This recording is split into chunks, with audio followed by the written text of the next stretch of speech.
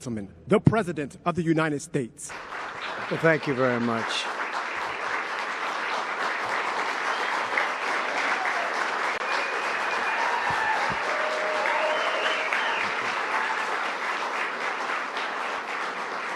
Thank you very much, everyone. And I'd like to start by saying that our country is doing very well. Things are, as you can see, doing quite well. Please sit down. Before we begin, I just want to announce that I signed a proclamation a few moments ago honoring the 250th anniversary of Patrick Henry's famous speech to the Second Virginia Convention, in which he declared very well-known, very famous words, "Give me liberty or give me death." Has anyone heard the phrase? I think most of you have.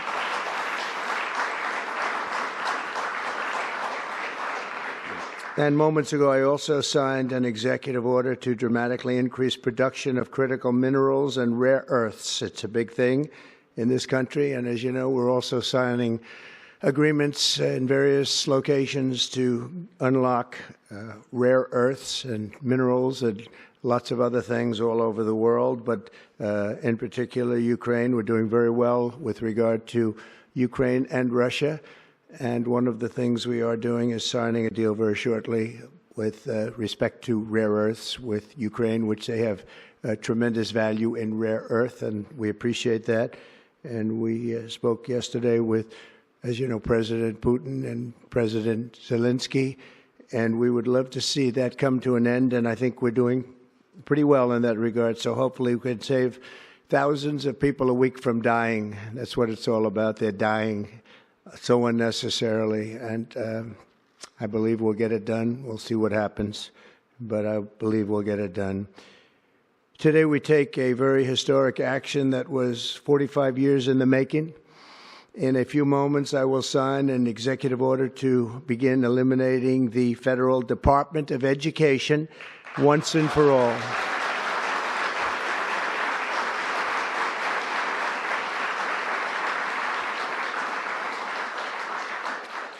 And it sounds strange, doesn't it? Department of Education, we're going to eliminate it. And everybody knows it's right. And the Democrats know it's right, and I hope they're going to be voting for it, because ultimately it may come before them. But everybody knows it's right, and we have to get our children educated. We're not doing well with the world of education in this country, and we haven't for a long time. And we're pleased to be joined today by the woman who I chose because she's an extraordinary person, and hopefully she will be our last Secretary of Education, Linda McMahon. Linda, thank you. Thank you very much. That's another interesting statement. It's an interesting opening, right? But it's true, and it's been amazing how popular this has been. I tell people that this is what I'm doing today, and they say, "Oh, it's about time." Everybody says it. Republicans and Democrats have said it. They're all saying it. Also with us are some terrific people. Governors Greg Abbott. Greg, thank you very much.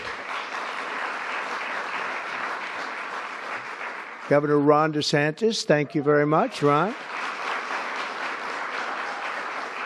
Mike Braun, congratulations on your victory, Mike. That was a big one. Mike DeWine, thank you very much, Mike. Jeff Landry. Jeff, thank you very much, Jeff. Bill Lee, thank you. Governors, all governors. Brad Little. Brad, thank you very much. Where are you, Brad? Hi, Brad. Jim Pilan, thank you very much, Jim. And Kim Reynolds. These are all people very interested in education. And I even see Dan Patrick over there, my friend Dan Patrick. We're joined also by Representatives Tim Walberg and Virginia Fox, Rick Allen, Michael Rulli, and again, Dan Patrick. Thank you very much, Dan. You've been a great friend of ours. And State Attorneys General Ken Paxton. Ken, I see you there. Andrew Bailey. Andrew, what a job you've done, Andrew. You have some good cases going. You've done a great job. Thank you very much. And co-founder of Moms for Liberty, Tiffany Justice. She's been a hard worker. Thank you. Thank you, Tiffany. When President Carter created the Federal Education Department in 1979, it was opposed by members of his own cabinet, as well as the American Federation of Teachers, the New York Times editorial board, and the famed Democrat Senator Daniel Patrick Moynihan. History has proven them right, absolutely right. After 45 years, the United States spends more money on education by far than any other country, and spends likewise by far more money per pupil than any country, and it's not even close. But yet we rank near the bottom of the list in terms of success. It's an amazing stat. Those are two stats you don't want. The most money spent per pupil, and you're at the bottom of the list. And that's where we are, like it or not, and we've been there for a long time. 70% of eighth graders are not proficient in either reading or in math, 70%. 40% of fourth graders lack even basic reading skills, can't read. Students in our public elementary and middle schools score worse in reading today than when the department opened, by a lot. In Baltimore, 40% of the high schools have 0 students who can do basic mathematics. Not even the very simplest of mathematics. I said, give me your definition of basic, and they're talking about like adding a few numbers together. Despite these breathtaking failures, the department's discretionary budget has exploded by 600% in a very short period of time, and employs bureaucrats in buildings all over Washington, D.C. And as a former real estate person, I will tell you, I ride through the streets of Washington, and it says Department of Education, Department of Education. I said, how do you fill those buildings? It's crazy what's happened over the years. I'm pleased to report that after offering these federal employees 2 generous buyout options, and they were very generous, and they're good people, but they were very generous. My administration has initiated a reduction in force, and we're already cutting numbers that were really surprising to a lot, that we were able to do it so successfully.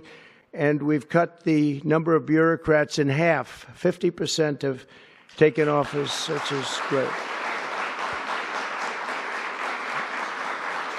Thank you. Under the action I'm taking today, a small handful of Democrats and others that we have employed for a long time, and there are some Republicans, but not too many, I have to be honest with you. But the department's useful functions, and such as, and they're in charge of them, Pell Grants, Title I funding, resources for children with disabilities and special needs will be preserved, fully preserved. They're all going to be so. If you look at the Pell Grants, it's supposed to be a very good program, Title I funding, and resources for children with special disabilities and special needs. They're going to be preserved in full and redistributed to various other agencies and departments that will take very good care of them. And that's very important to Linda, I know, and it's very important to all of us. But beyond these core necessities, my administration will take all lawful steps to shut down the department. We're going to shut it down, and shut it down as quickly as possible. It's doing us no good. We want to return our students to the states, where just some of the governors here are so happy about this. They want education to come back to them, to come back to the states, and they're going to do a phenomenal job. You know, if you look, Denmark, Norway, Sweden, I have to tell you, I give them a lot of credit. China's top 10. And so we can't now say that bigness is making it impossible to educate, because China is very big. But you have countries that do a very good job in education. And I really believe, like some of the governors here today, from states that run very, very well, including a big state like Texas, but states that run very well are going to have education that will be as good as Norway, Denmark, Sweden, and those top, Finland, those top countries that do so well with education. I think they'll do every bit as well. And what do you think about that, Governor? Do you agree? I think so. Ron, do you agree? I think so. Florida? Iowa? That's right. I really believe that. They'll be as good as any of them. And then you'll have some laggards, and we'll work with them. And we can all tell you who the laggards will be right now, probably, but let's not get into that. But we'll work with them, and we're going to make them, they'll do a job. I think they'll do a job, and they'll go to sections of the state. For instance, New York, you'll have a Manhattan, and you'll have a Suffolk County, and you'll have Nassau County, and you'll have Westchester County. You'll do 4 or 5 or 6 of them. You have upstate New York, and those counties, I think, are going to do very well. And I think ultimately Manhattan should do very well. But we'll break it down into sections, and I think it'll be really, really good. And they're going to be probably the tougher ones, but I think they have a chance to do really well.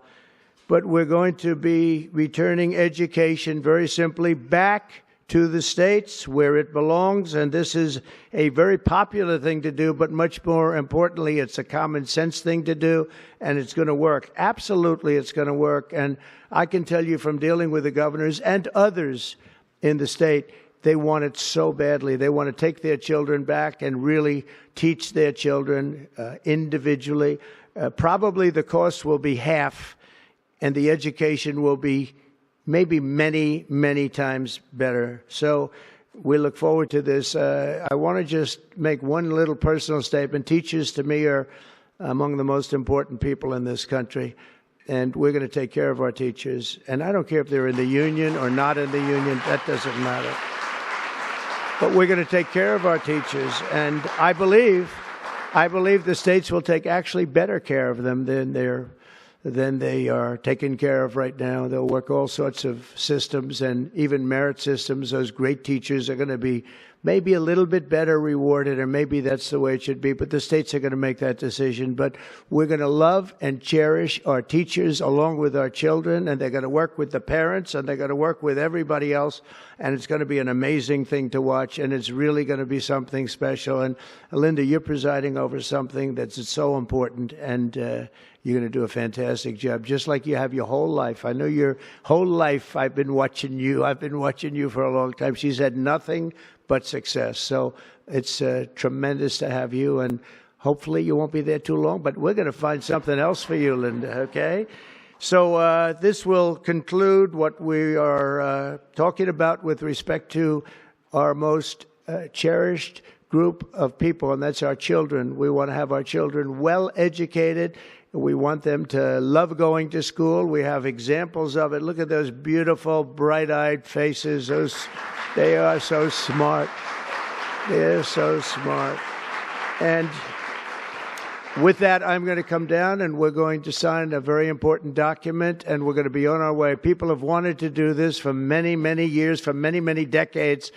And I don't know, no president ever got around to doing it, but I'm getting around to doing it. So thank you very much.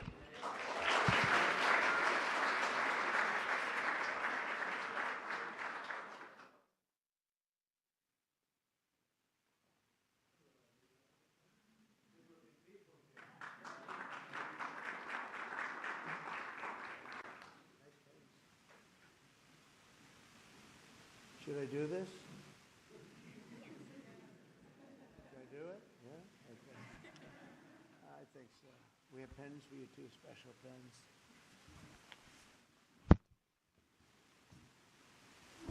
I'll take this one out. I had one that was very lucky. I signed another document that turned out to be very good for the country, and I said, let's use that same pen. I don't know. Is anybody superstitious? Ron, are you superstitious? Let's use that same pen.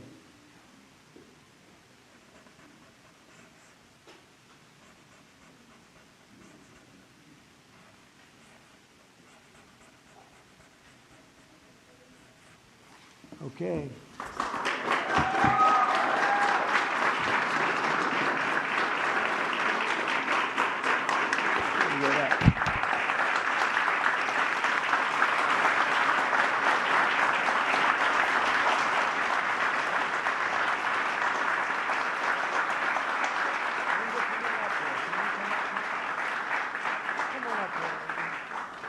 Can you come up just to say, come on up? That's great. It's very important. You're a big factor here. Good luck. Good luck, man.